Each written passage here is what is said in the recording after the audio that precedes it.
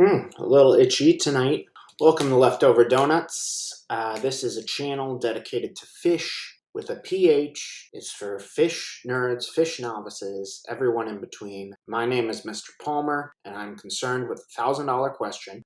Tonight, I am covering the 2 nights that the band Phish played at the Mann Pavilion in Philadelphia, Pennsylvania. I actually managed to come out for these shows. I had a really, really good time. I want to talk a little bit about some things about the scene and the live experience before I sort of get into my typical kind of recap nonsense. So you start out with some of that stuff. The second night I was there, looked around for the first night, but the second night I was there, I popped by the tent for an organization called Phans for Racial Equity. Facebook friend of mine who's also a Phish fan had mentioned this on Facebook, so I decided to check them out. They're a really cool organization.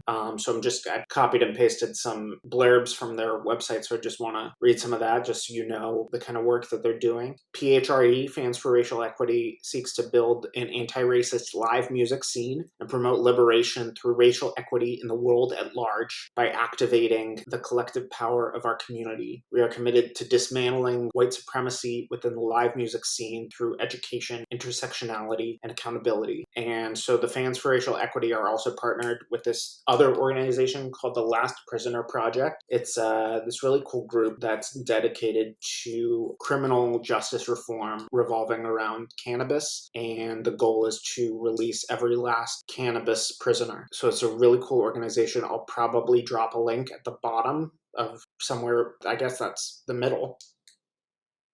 That's more like the bottom. I'll drop a link probably there and or in the description of the video. Probably do both. It was multiple places you can find the link, and please check out that organization. They're doing really cool work. Anyway, sort of moving on to kind of the live experience of going to the concert. This was only my second time having seen them live in person. The first time I had seen them live, and the most recent time had been in 2018 as part of their New Year's Madison Square Garden run. I'm so used to just listening to them at home. They're constantly like playing, whether it's I'm working or I'm doing nothing or I'm sleeping. Phish on basically 24/7. One of the first things I noticed when the music came on is that the sound of the music, the volume, it was much louder than I was used to hearing at home. Like, I'm not sure what kind of Bluetooth speakers they use in the auditorium. But whatever the case may be, I think those speakers were louder than the Bluetooth speakers that I have that I bought off Amazon. My speakers were not as loud. Sort of, in all seriousness, I have hearing loss, and I don't want to sound like an old man, but I do think that the music might be too loud, and I have hearing loss, so I can only imagine with somebody who doesn't have hearing loss how loud the music is for them. It's really, really fucking loud, and I don't know if it needs to be that loud. That being said, I get it. It's a concert. I didn't really need earplugs, but it was extremely loud.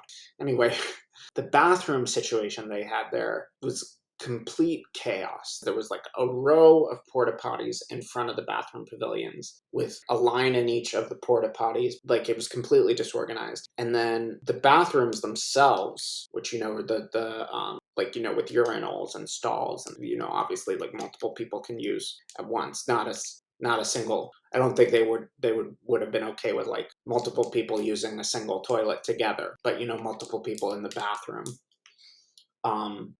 There are 2 entrances, at least to the men's room, and so you have people coming from both sides. And I think the idea was, in the design, was that that the one side would be the entrance and the other side would be the exit. But you have people coming in from both sides, so it's complete mayhem. Although honestly, I kind of think that Madison Square Garden back when I went in 2018 was a pretty similar setup. Although I feel like that was a little bit more organized, like it was a little more clear where people should go. Another thing that I noticed that I couldn't help but noticing. I was the only attendee that I saw wearing a mask. I did see some people wearing masks who were working like for the event or for the Mann, like employees, people, not necessarily service people, but people greeting on the way out or on the way in. But I didn't see a single attendee wearing a mask, which, there could have, what I'm saying is there could have been people wearing a mask. I just didn't see any. But just a reminder that we are still in the middle of a pandemic. You might not be masking anymore, but we are still in the middle of the pandemic. So, think about, if you're watching this, think about maybe masking, because people are still getting sick. People are still dying. Protect yourself, protect others. Just keep that in mind. Anyway, getting off my soapbox for now.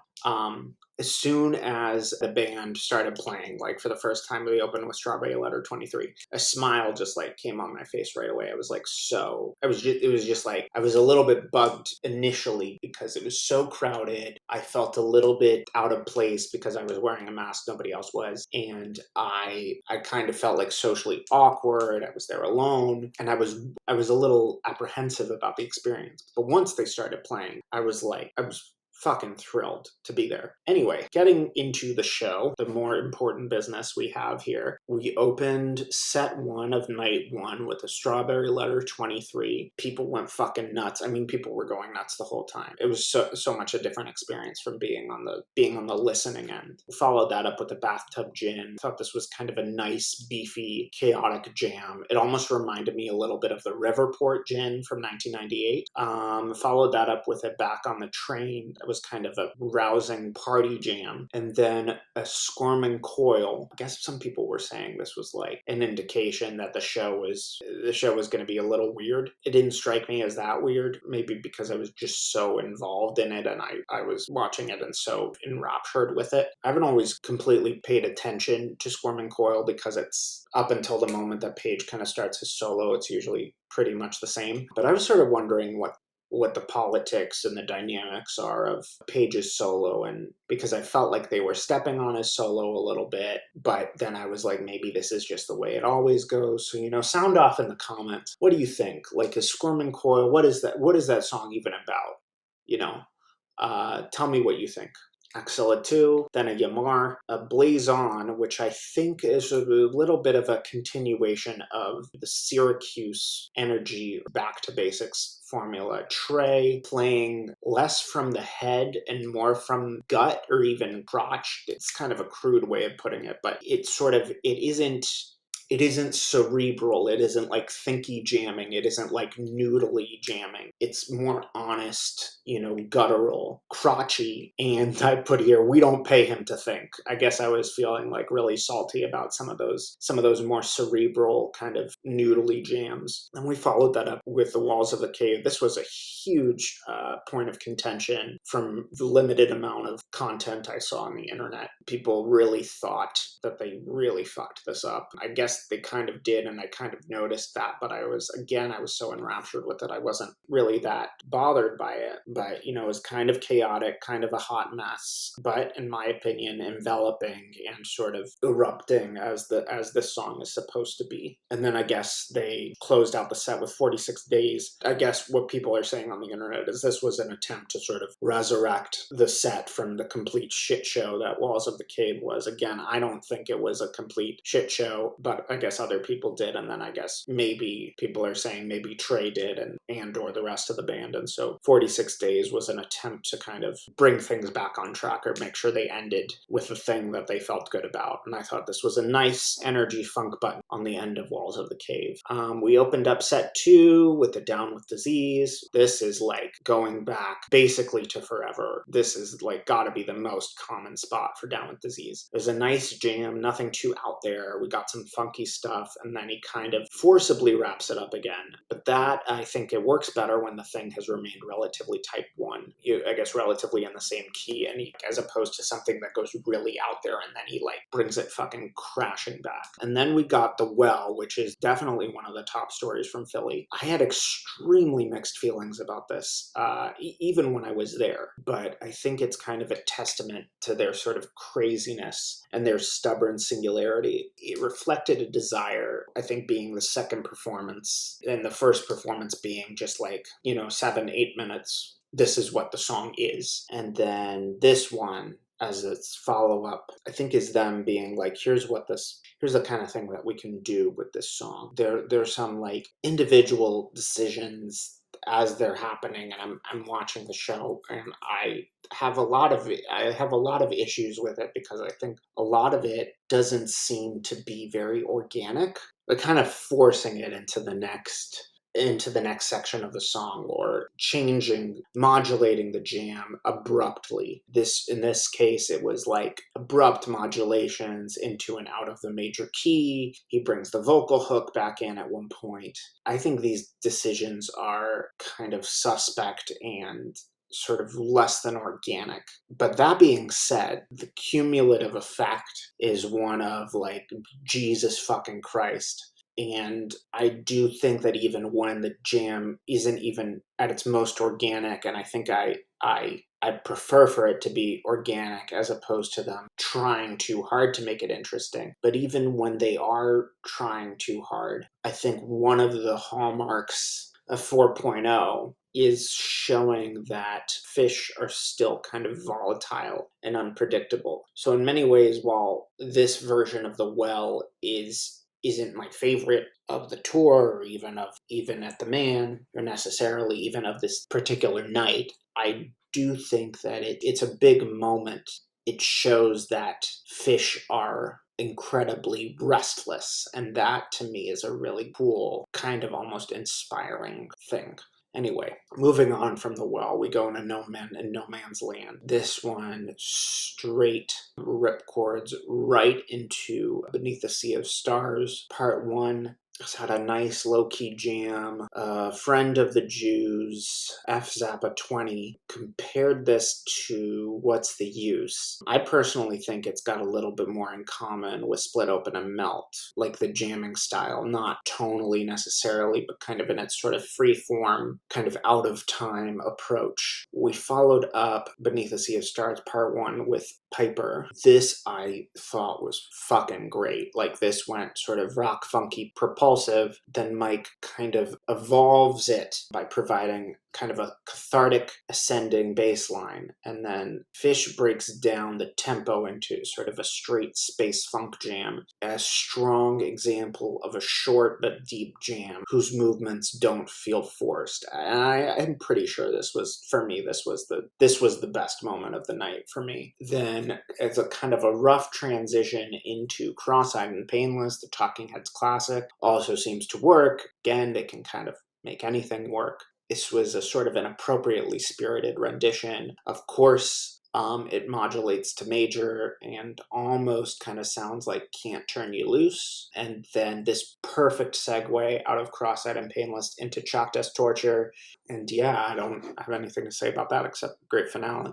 The night one encore was Waiting in the Velvet Sea and Fire. And so, beginning with night 2, set 1, we opened with the mics. Instead of going into the hydrogen, hold on to your hats, because they might go into hydrogen in a minute, but instead of going into hydrogen, they go into Boogie On Reggae Woman. And then they go back to mics so that they can end mics and then go into hydrogen and then into Weekapaw Groove, completing sort of the Mike's Groove trilogy. What I have here is he's cheating at Choose Your Own Adventure, because basically he made his decision to go from Mike's into Boogie On, and then he decided, nope, I'm going back to Mike's. So it's like when you're doing a Choose Your Own Adventure and you don't like the decision that you made, in the book, you're like, no, go back and see what else there is. And then Weekapaw Groove here was interesting because it seems to sort of, fairly type 1, fairly like standard Weekapaw stuff for 4.0, but it seems to kind of end, but as it's coming back to the chorus, there's some more like electric piano from Page, like a little bit more jamming before they go back into the chorus, which I thought was really, really cool. And then,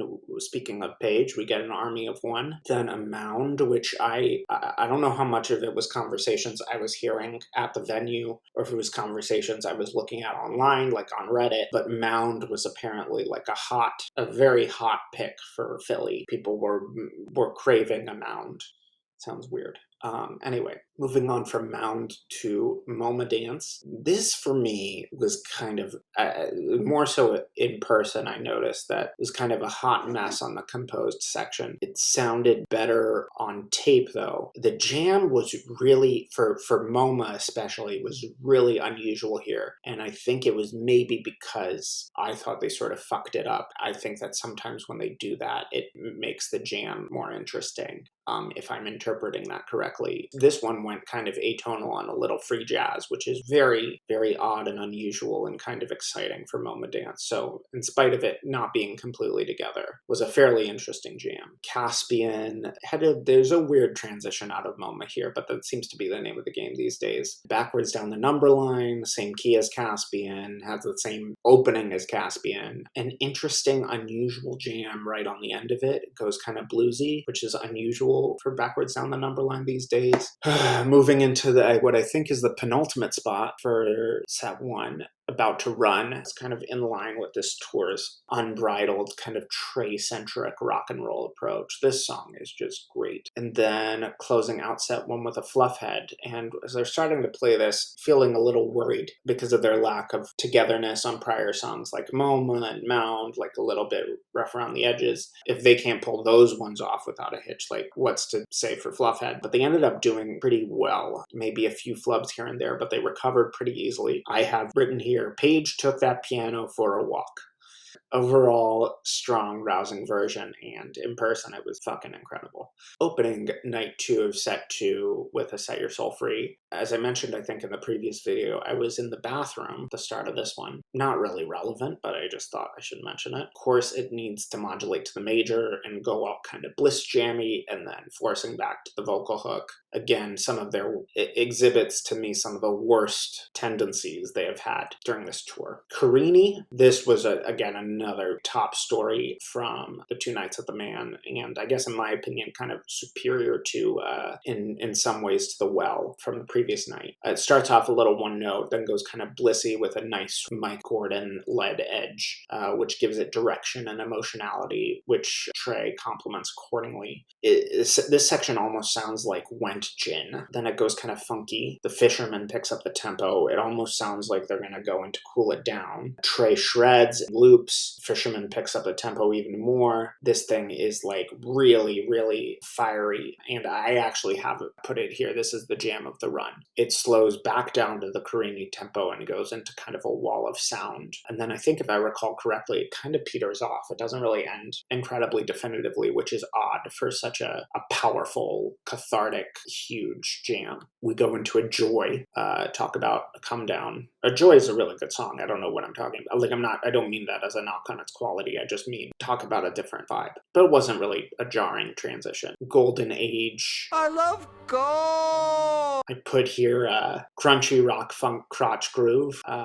I think that, he plays from the lower part of his body. When Trey plays from the lower part of his body, I think it's better. And then it kind of fades out in bliss. A Limb by Limb, which, again, usually this is really good. It seems like a bit of a challenging piece to play. I guess there was one moment where it's just Fishman alone, and Trey comes back in, like the way the song normally goes. And then Trey and the rest of the band come in. And then Trey, I guess, was a little late, but him being late sounded good. Like it still felt really cathartic, but in a slightly different way, the time was slightly displaced, but it gave it a really cool kind of effect and it still felt really cathartic. So I thought that was good. And then a Golgi apparatus in the penultimate spot, followed by a Hairy Hood. And then the night 2 encore was Life Beyond the Dream and Run Like an Antelope. And so I had a really great time. Again, mixed experience with some of the mask stuff and some of the, feeling a little bit like socially weird about it. But I had a really great time and I fucking love this band. And if they come back,